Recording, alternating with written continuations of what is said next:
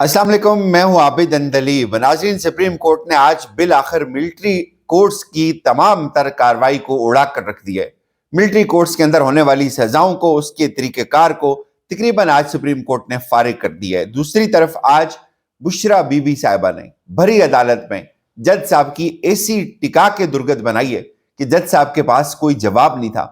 और फिर ये भी बात आज सामने आई पहली बार कि एक जज साहब का ब्लड प्रेशर 200 पर चला गया और उसके हाथ थर थर कांप रहे थे। आज बुशरा बीबी साहिबा ने बड़ा अपसेट किया अदालत के अंदर, उसके ऊपर बात करेंगे। पहले जरा बात करते हैं, आज मिलिट्री कोर्ट्स का केस था सुप्रीम कोर्ट के अंदर और आज पहली दफा जैसे जैसे ये केस आगे बढ़ रहा है इसके अंदर होलनाक इंकिशाफ हो रहे हैं।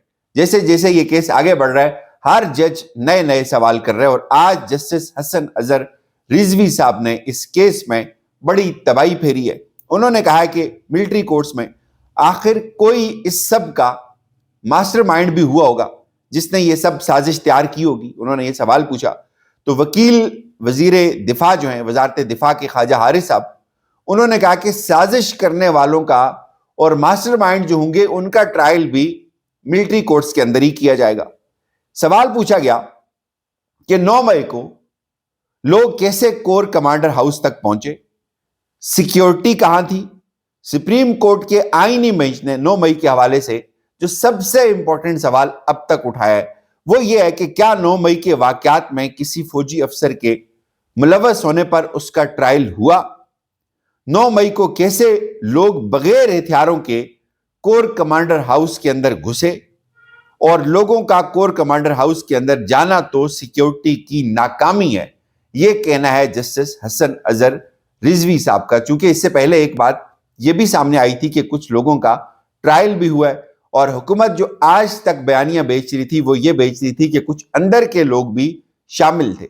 आज पहली दफा ये इंकिशाफ हुआ है जी कि 9 मई के हवाले से किसी फौजी अफसर का ट्रायल नहीं हुआ। जस्टिस हसन अजहर रिजवी जो है उन्होंने इस बात के ऊपर जोर दिया कि क्यों अंदर से मजामत नहीं की गई, यानी क्यों जो सिक्योरिटी एहलकार थे वो वहां पर नहीं थे, या उन्होंने रिजिस्ट क्यों नहीं किया जो अटैक कर रहे थे 9 मई के ऊपर, मिलिट्री इंस्टॉलेशंस के ऊपर जो लोग हमलावर थे उनको मजामत क्यों नहीं की गई उनके सामने। उसके बाद उन्होंने ये सवाल भी पूछा कि क्या 9 मई का कोई फौज के अंदर जो लोग हैं उनसे कोई ताल्लुक है, क्या कुछ ऐसे लोग भी हैं जो फौज के अंदर से 9 मई के वाकये के अंदर मुलव्वस हूं। इस पे उन्होंने कहा जी कि अभी तक किसी भी बंदे का कोर्ट मार्शल नहीं हुआ 9 मई को लेकर, लेकिन हुकूमत आज तक ये बात कह रही है कि फैज हमीद अंदर थे, अंदर से मिले हुए लोग थे, बहुत सारे लोग अंदर से मिले हुए थे। लेकिन आज पहली दफा ये बात सामने आई है सुप्रीम कोर्ट के अंदर, ख्वाजा हारिस साहब ने या ये ब्लंडर किया या हकीकत बताई है। उन्होंने कहा जी ऐसा कुछ भी नहीं हुआ।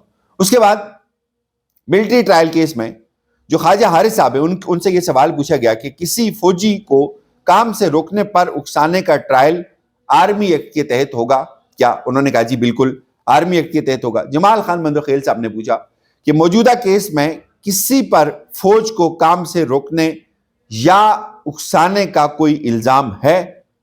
उन्होंने कहा, फिर सवाल पूछा, आर्मी एक्ट के तहत तो जुर्म तब बनेगा जब कोई एहलकार शिकायत करे या मुलव्वस हो। इस पे ख्वाजा हारिस साहब से कोई बात बनी नहीं। उन्होंने कहा कि फौज का डिसिप्लिन जो भी खराब करेगा वो फौजी अदालत में जाएगा। जमाल खान मंदोखेल साहब ने फिर सवाल पूछा कि क्या फौज के काफिले पर हमला करना भी डिसिप्लिन खराब करना होगा। आर्मी एक्ट का दायरा जितना आप वसी कर रहे हैं इसमें कोई भी आ सकता है। जस्टिस हसन अजहर रिजवी साहब ने पूछा कि 9 मई को जब मिलिट्री तंसीबात को नुकसान पहुंचाया गया तो मुजाहिरीन को रोकने के लिए सिक्योरिटी एहलकारों ने कोई मुजामत क्यों नहीं की। जानी नुकसान, उन्होंने कहा जी कि जानी नुकसान होने का खदशा था तो इसलिए बहुत ज्यादा सब्र और तामुल का मुजाहिरा किया गया। इस पे उन्होंने कहा कि जरूरी नहीं कि गोली चलाई जाए, क्या मुजाहिरीन को किसी और तरीके से नहीं रोका जा सकता था। ख्वाजा हारिस साहब से कोई बात बनी नहीं।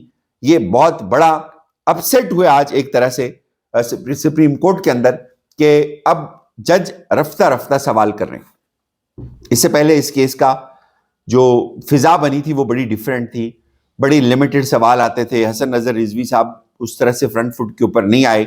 जमाल खान मंदोखेल साहब ने पहले कुछ दिन सवाल किए لیکن اس کے بعد یہ کیس آہستہ آہستہ اب بلڈ ہونا شروع ہوا ہے. تو اس کیس کے اندر اب بڑی ڈفرینٹ چیزیں کھل کر سامنے آ رہی ہیں. جج کہتے ہیں کہ اب فیصلہ کون دیتا ہے. پھر سوال اٹھ رہے ہیں اور بیک ٹو بیک بہت سارے ایسے سوال اٹھ رہے ہیں جن کے جواب شاید خواجہ حارث کے پاس نہیں ہے.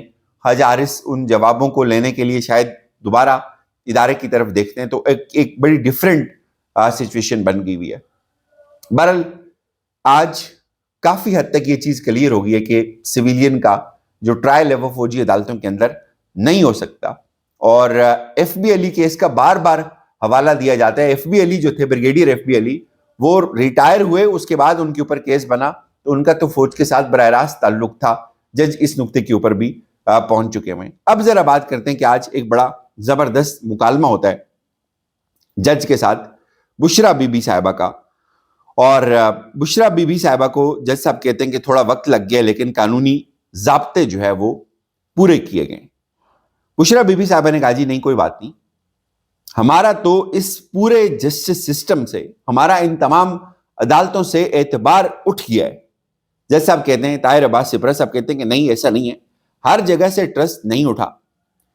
جسٹس سسٹم جیسا بھی چل رہا ہے اگر ختم ہو گیا تو سوسائٹی ختم ہو جائے گی.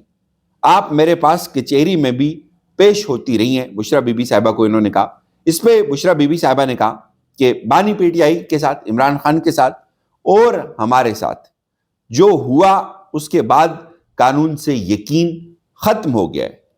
ٹرائل کے دوران میں نے ججز کو بیمار ہوتے ہوئے دیکھا, ٹرائل کے دوران میں نے ججز کو کامتے ہوئے دیکھا. ایک جج صاحب کا بلڈ پریشر 200 پر گیا لیکن انہوں نے ہمیں سزا سنانی تھی اور انہوں نے ہمیں سزا سنا دی. اس ملک میں قانون ہے لیکن انصاف نہیں ہے, اور عمران خان صاحب جیل میں موجود ہیں, وہ سب قانون کی اور آئین کی بالادستی کے لیے برداشت کر رہے ہیں. ہم سب نے مل کر اس ملک کے لیے کام کرنا ہے. آپ مقدمات میں شامل تفتیش ہو جائیں. جج صاحب نے بشرا بی بی صاحبہ کو ہدایت کی اور بشرا بی بی صاحبہ نے کہا جی بالکل میں اس پورے پروسیس کا حصہ ہوں, میں عدالت میں آتی ہوں. لیکن بشرا بی بی صاحبہ نے مجھے لگا یہ جو انہوں نے بات کی کہ ہم نے ٹرائل کے دوران جو جج ہیں ان کو بیمار ہوتے ہوئے دیکھا, کانپتے ہوئے دیکھا, ان کا بلڈ پریشر 200 پر گیا, انہوں نے ہمیں سزا سنانی تھی تو انہوں نے ہمیں سزا سنا دی.